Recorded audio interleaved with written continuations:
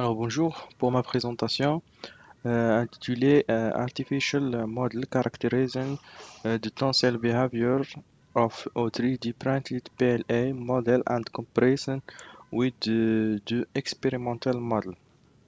Alors cette présentation est présentée par Monsieur Hassan Hammouti avec son équipe de recherche Omar Al-Farsi, l'encadrant Omar Al-Farsi, et les autres membres du groupe Omar Outemsah et Mariam Lawarzi.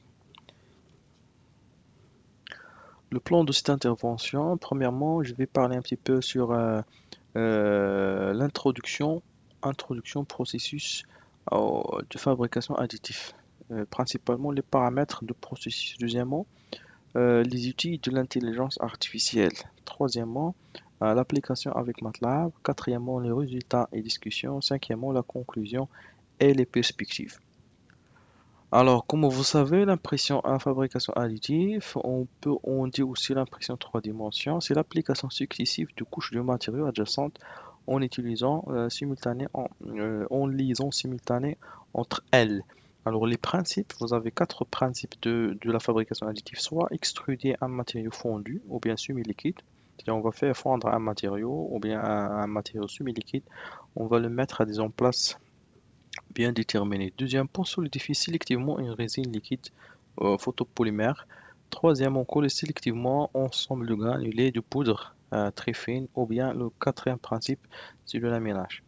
Alors vous voyez ici un ensemble, un résumé de procédés de fabrication additive, soit extrusion de matière. C'est-à-dire on va faire fondre de la matière complètement, de la matière soit sur l'état liquide ou bien un photopolymérisation en cuve, un durcissement d'un matériau photo, c'est-à-dire vous avez un liquide, le matériau à l'état initial c'est un liquide, on va essayer de durcir, de d'appliquer par des rayons bien sûr, de sélectionner des points pour faire le durcissement de matériaux. Troisièmement, le jet de matériaux. Quatrièmement, jouer d'un liant, c'est-à-dire dans une poudre, on va jeter un liant qui va lier entre les particules de la poudre. Soit la suite fusion sur lit de poudre. Cinquièmement, ou bien sixièmement, mise en forme d'un fil conçu au laser, c'est-à-dire on va faire fondre la matière par un laser. Quatrièmement, le laminage, c'est-à-dire un collage des feuilles individuelles du matériau individuel de matériau.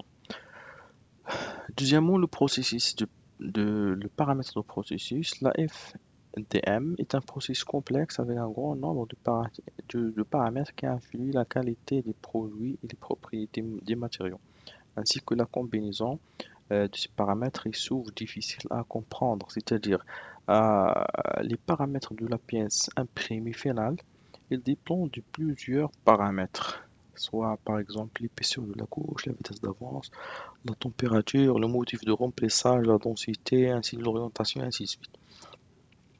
Alors, bien sûr, la combinaison entre ces paramètres est obligatoire de trouver des paramètres optimaux pour avoir des propriétés mécaniques idéales. Alors, le but de cette étude est de construire un réseau de neurones capable de donner à partir d'un nombre limité de résultats d'expérience le résultat caractérisant l'effet de la vitesse d'avance et l'épaisseur de la couche sur les performances mécaniques, principalement la résistance à la flexion. Alors l'objectif ou bien le but de cette étude, on, je vais, on va se limiter à deux paramètres, soit la vitesse d'avance de l'impression, soit l'épaisseur de la couche, soit aussi l'orientation de l'impression. Par la suite, on va essayer à partir de quelques résultats, bien sûr, on ne peut pas faire l'infini des résultats, des expériences sur des éprouvettes ou bien des pièces, des prototypes imprimés, on ne peut pas à chaque fois balayer toute la combinaison, les combinaisons des vitesses, par exemple, les combinaisons d'épaisseur pour calculer la résistance, par exemple, à la flexion. On va se limiter à quelques nombres d'expériences réduits. Par exemple, un nombre. Par la suite, on peut en déduire la réponse ou bien la résistance à la friction à partir de ces résultats d'expérience limitée. Ça marche. Alors l'objectif de cette étude, c'est à partir de ces résultats qui sont limités, des résultats d'expérience limités, on va essayer d'utiliser des outils d'intelligence artificielle pour bien prédire ou bien calculer la résistance à la flexion. Alors vous voyez, dans un modèle expérimental, c'est-à-dire des recherches précédentes qui ont déjà travaillé sur les expériences, sur les prototypes imprimés par le matériau. Bien sûr, le matériau PLA, c'est un matériau le plus utilisé pour imprimer les pièces en trois dimensions. Alors déjà, il y a des recherches précédentes qui travaillent sur caractériser les propriétés mécaniques d'une manière expérimentale.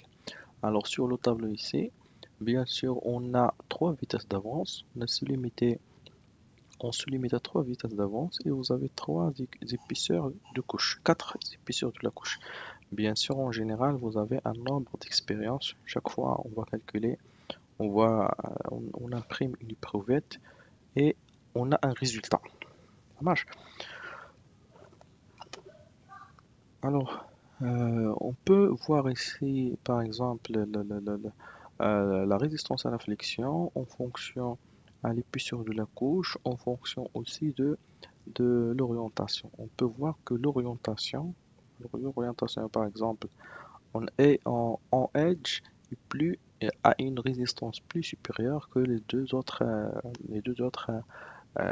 orientations, soit upright ou bien sur l'orientation flight. Alors vous avez à trois vitesses, les trois vitesses, on peut remarquer la différence entre la résistance à la flexion. Alors la suite, pardon. Alors la suite, à partir de ce résultat d'expérience, on a ici des modèles statistiques qui peut donner des relations, qui peut donner à travers, si on introduit ici l'épaisseur de la couche et la vitesse d'avance, on peut calculer par exemple la résistance à la flexion. Bien sûr, c'est un modèle expérimental, statistique, basé sur les données expérimentales, mais c'est pas un modèle idéal. Oui, bien sûr, c'est pas un modèle idéal, mais on peut prédire d'une manière la résistance à la flexion.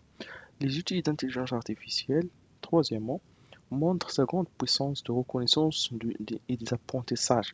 C'est-à-dire on peut utiliser ici un réseau de neurones qui va donner un modèle artificiel, c'est-à-dire à partir des paramètres d'entrée, on peut déduire la résistance à la flexion optimale.